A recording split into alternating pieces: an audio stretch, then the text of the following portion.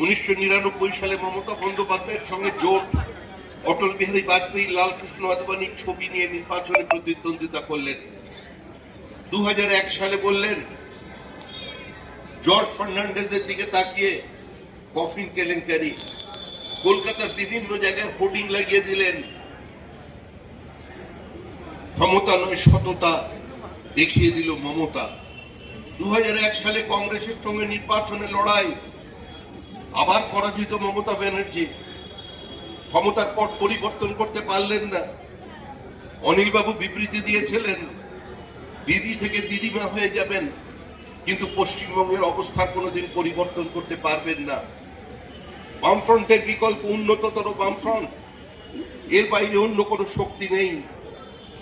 আমরা হয়তো কোনো বিধানসভায় প্রতিনিধি পাঠাতে পারিনি।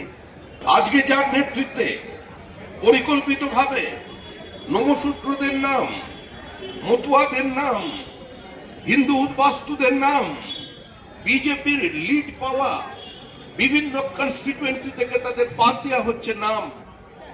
আজকে সেই মমতা ব্যানার্জি বলেছিলেন বিজেপিকে আমি কোনো সাম্প্রদায়িক দল বলে মনে করি না, আসন সমঝোতা করেছিলেন বিজেপির সঙ্গে। আজকে যে কেন্দ্রে দাঁড়িয়ে আমি বলছি, এখানে আমরা এখানে আছি, অটল বিহারী বাজপেয়ী একদিকে, অন্যদিকে লালকৃষ্ণ আদবানি, মাঝখানে মমতা বন্দ্যোপাধ্যায়।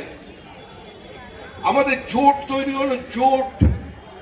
সে জোট কিন্তু পুরো জোট নয়, আসন সমঝোতার জোট।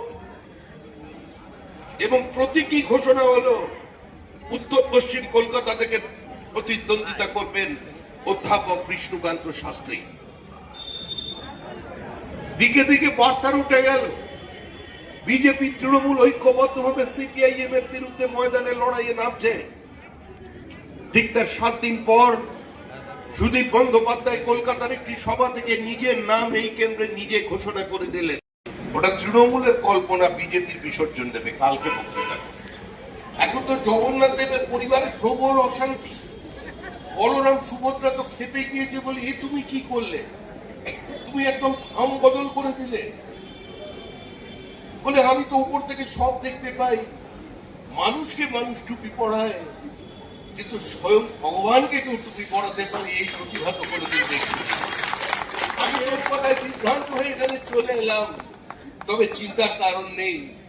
আমাকে সাক্ষী রেখেই বঙ্গোপসাগরে ওই মাতঙ্গিনীর জমিতে, বীরেন শাসমলের জমিতে, সতীশ সামন্তর জমিতে, সুশীল ধারার জমিতে আজকে বিসর্জন হবে, এই সরকারের বিসর্জন হবে।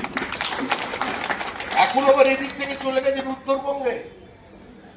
উত্তরবঙ্গে চলেছেন মহাকাল, দেবাদিদেব মহাদেব।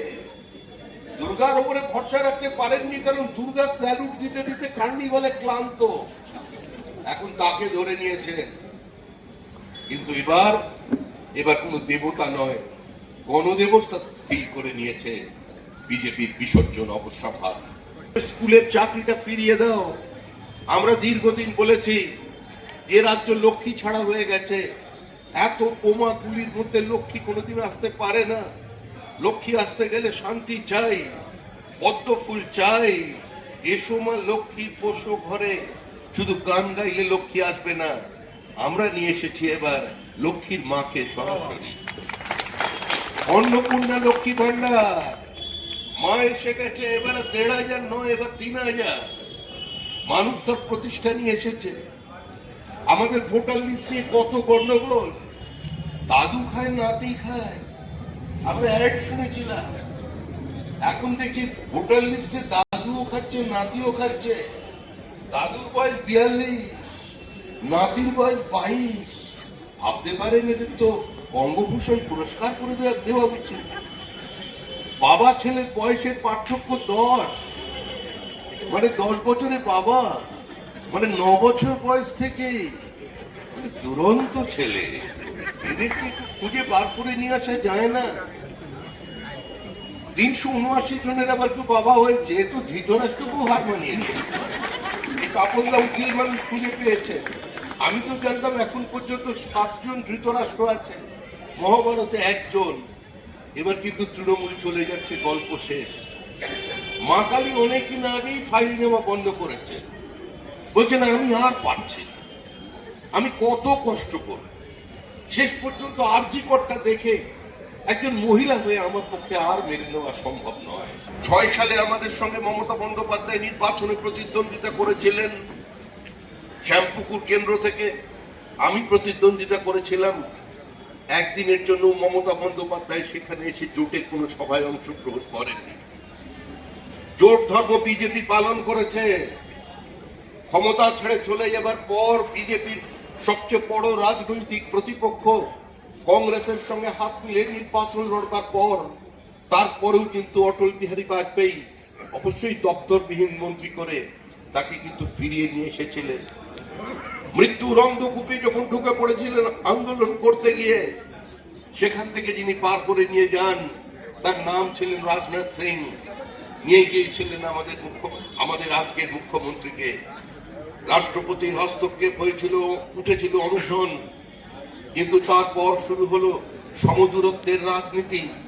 আমি কংগ্রেসেতেও নেই, আমি বিজেপিতেও নেই, আমি 7-এও নেই, আমি 5-এও নেই, আমি 6 আর 8-এ আছি। এই ছিল তার অবস্থান। রাহুল গান্ধী ভোটের কোকিল। হঠাৎ রাহুল গান্ধী কলকাতায় এলেন।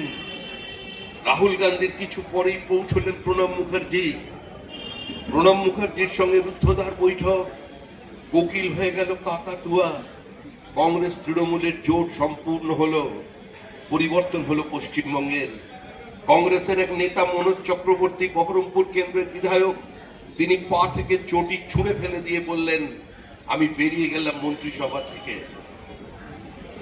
কার সঙ্গে সমঝোতা করেছিলেন? অধীর চৌধুরী নির্বাচনের প্রার্থী পদের বিরোধিতা করে, শঙ্কর সিং এর নির্বাচনের প্রার্থীর বিরোধিতা করে।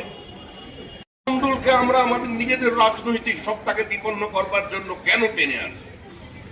বিষ্ণুজির সামনে বেশি কথা বলবার সাহস কেউ দেখাতেন না। তার একটা অন্য ব্যক্তিত্ব ছিল। যাই হোক, নির্বাচনে প্রতিদ্বন্দ্বিতা করা হলো। তারপর কত কথা